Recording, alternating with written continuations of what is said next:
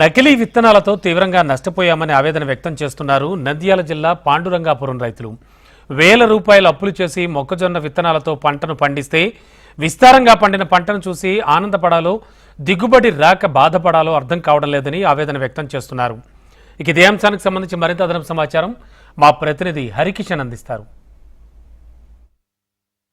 ఉమ్మడి కర్నూలు జిల్లాలో ప్రత్యేక ఆదర్శ గ్రామంగా గుర్తింపు పొందినటువంటి పాండురంగాపురం గ్రామంలోని రైతులందరూ కూడా ఇప్పుడు ఆందోళన బాట పట్టారు. ప్రధానంగా ఈ గ్రామంలో ఉన్న వారందరూ కూడా పూర్తిగా పంటల వైపు ఆధారపడతారు. ఇక్కడ పంటలు పండించుకొని తమ జీవనాధారం సాగిస్తారు. మేలు రకమైనటువంటి పంటలు పండించడంలో వీళ్ళు సిద్ధహస్తులుగా కూడా గుర్తింపు పొందారు. ప్రధానంగా పురుగు మందులు తక్కువ వాడుతూ సేంద్రియ ఎరువులను ఎక్కువ వాడుతూ అధిక దిగుబడులను అనేవి సాధించడం అనేది వీరికి ప్రత్యేక గుర్తింపు తెచ్చిందని మాత్రము చెప్పుకోక తప్పదు. ప్రస్తుతం మనం పాండురంగాపురం గ్రామంలోని ఒక మొక్కజొన్న తోటలో ఉన్నాం. ఆరోపణలకు కారణమైనటువంటి తోట ఇదే.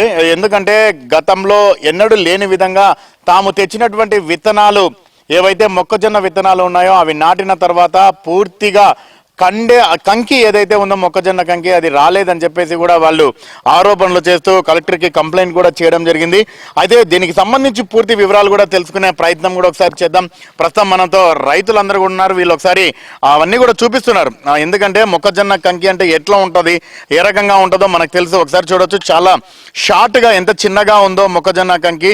సో ఇది ఎందుకు వచ్చింది ఈ పరిస్థితి, గతంలో ఎప్పుడైనా వచ్చిందా, వారి మాటలను తెలుసుకునే ప్రయత్నం ఒకసారి కూడా చేద్దాం. చెప్పండి, ఏం పేరు మీ పేరు? మోహన్ రెడ్డి సార్. ఓకే, ఎన్ని ఎకరాలు ఉంది మీకు? 4 ఎకరాలు వేసాం సార్ ఇక్కడ. ఓకే, ఏంటి ప్రాబ్లం ఏంటి? ఇదే సార్, ఇదిగో కంకులు, ఇదిగో ఈ సైజు కంకులు వచ్చినాయి సార్. క్రిస్టల్ కంపెనీ వాళ్ళవి విజయలక్ష్మి షీట్స్లో తెచ్చి నాటాము. కంకులు 2 అంగుళాల సైజు కంకులే ఉండే సార్. చూడండి సార్, ఇది 2 అంగుళాలే. 10 నుంచి 12 అంగుళాల కంకులు రావాలి. 2 అంగుళాల కంకులు వచ్చినాయి. ఏ విధంగా మేము ఎంత పెట్టుబడి పెట్టాము, ఇది చూడండి సార్ ఎంత హైట్ ఉందో మొక్కలు, కానీ ఈ కంకి చూడు ఎంత ఉందో. ఇది సార్ పరిస్థితి. 65,000 దాకా పెట్టుబడి పెట్టాము. ఈ విధంగా 10 క్వింటాలు కాదు కదా, 5 క్వింటాలు కూడా రావు సార్. మామూలుగా మీరు గ్రామంలో ఎంతమంది రైతులు ఈ మొక్కజొన్న పంటను వేశారు? ప్రధానంగా విజయలక్ష్మి సీడ్స్ లో, అలాగే క్రిస్టల్ సంబంధించిన సీడ్స్ ఎంతమంది తీసుకున్నారు? మా ఊరిలో అయితే సార్, మా ఊర్లో అయినాయి, పక్క ఊర్లో అయినాయి, ఎక్కడైనా మా ఊరు రైతు ఎక్కడైనా కానీ 100 నుంచి 200 ఎకరాల దాకా వేసి ఉంటారు మొక్కజొన్న. ఇవ్వలన్నా అయినాయి.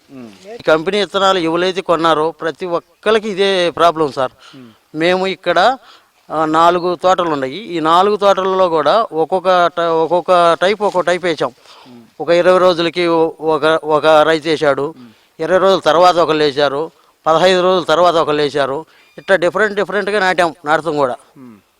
నాటినా కూడా అందరికి అదే కంకులు వచ్చినాయి. సో అయితే ఇక్కడ వీళ్ళు చూపిస్తున్న దాని ప్రకారము చాలా చిన్నగా ఉంది ఈ కంకి మొక్కజొన్న. కానీ పంట చూస్తే మాత్రం చాలా అద్భుతంగా వచ్చింది, చాలా ఏపుగా పెరిగింది. కానీ దిగుబడి అనేది చాలా తక్కువగా వచ్చింది.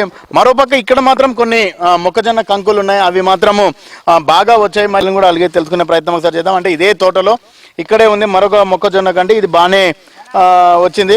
సో మీరు చెప్పండి పెద్దయ్య, ఇదేమో బాగానే ఉంది, మరి అవేమో చిన్నగా వచ్చినాయి.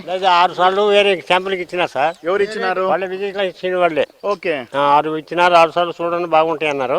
కానీ ఇదేమో బాగానే ఉంది, అది మాత్రం డూప్లికేట్ విత్తనాలు ఇచ్చారు అంతవరకే. సో వాళ్ళ షాప్ లోనే ఒక విత్తనం బాగుంది, ఒక విత్తనం బాగలేదు. వెరైటీ వేరేది ఇది.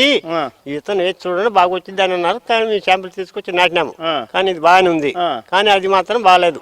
శాంపుల్ నాటింది అయితే బాగా వచ్చింది, మీరు కొనుగోలు చేసింది మాత్రం మొత్తం పోయింది. మరి అడిగారా వాళ్ళని పోయి షాప్ వాళ్ళను? అడిగితే మేము ఆలోచన చేసి చెప్తామని అన్నారు. ఇంతవరకు ఆలోచన చెప్పలేదు వాళ్ళు. రాలే, ఒకసారి వచ్చి చూసిపోయారు అంతవరకే. ఇంతవరకు ఏమి సమాధానం ఏం చెప్పాల. మీరు చెప్పండి, మామూలుగా ఎన్ని ఎకరాలు మీకు ఉంది?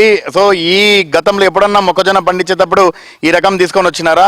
ఈసారి ఎందుకు ఇది తీసుకొని వచ్చినారు? తూర్పు నుండి చేసాం సార్, ఇంత బాగా వేసాయి కండిలో, ఏ గుంటూరు సైడ్ని. ఇప్పుడు అదే ఆశతో మేము ఏడేసాం. ఏడైతేనేమో సగం కండికే పాలు పోసుకుంటున్నాయి, సగం కండి ఉట్టి బొండే ఉంటుంది. అవి ఇంత బారే ఉంటుంది కండ. ఈ ఆడ 10 బత్తాలు 15 బత్తాలు వేసినా కూడా మేము కూడా దాన్ని అమ్మటే ఓ మరి 4, ఓ మరి 2, ఓ మరి 1 అట్లా వేసుకుంటూ వచ్చాం. పైరు పెద్ద అయింది కానీ తగ్గించాం అనమాట. అప్పులు చేసుకొని ఇక్కడ పంటలు పండించుకొని బ్రతికేటటువంటి వ్యక్తులము. కానీ ఈరోజు పంట అనేది కూడా పూర్తిగా చాలా బాగా పండింది. కానీ దిగుబడి విషయానికి వచ్చేసరికి మాత్రము చాలా ఇబ్బందికర వాతావరణం ఉంది. దీనికి సంబంధించి అధికారులకు కంప్లైంట్ చేశాం, అలాగే సీడ్ కంపెనీ వారికి కూడా కంప్లైంట్ చేశాం. కానీ ఇంతవరకు అయితే సరైనటువంటి చర్యలు తీసుకోలేదు. మరోపక్క ఇటు అధికారుల కంప్లైంట్ చేసిన వెంటనే వ్యవసాయ శాఖ అధికారికి సంబంధించిన శాస్త్రవేత్తలు వచ్చి ఇక్కడ ఉన్నటువంటి పంట శాంపుల్స్ ని కూడా తీసుకొని వెళ్ళడం జరిగింది. దాని రిజల్ట్ వచ్చిన తర్వాత సదరు కంపెనీపై చర్యలు తీసుకొని మరి రైతన్నలకు నష్టపరిహారం చెల్లిస్తారో లేదో మాత్రం వేచి చూడాల్సిందే. కెమెరామెన్ రామ్మోహన్తో హరికిషన్, విషయం టీవీ, నంద్యాల జిల్లా.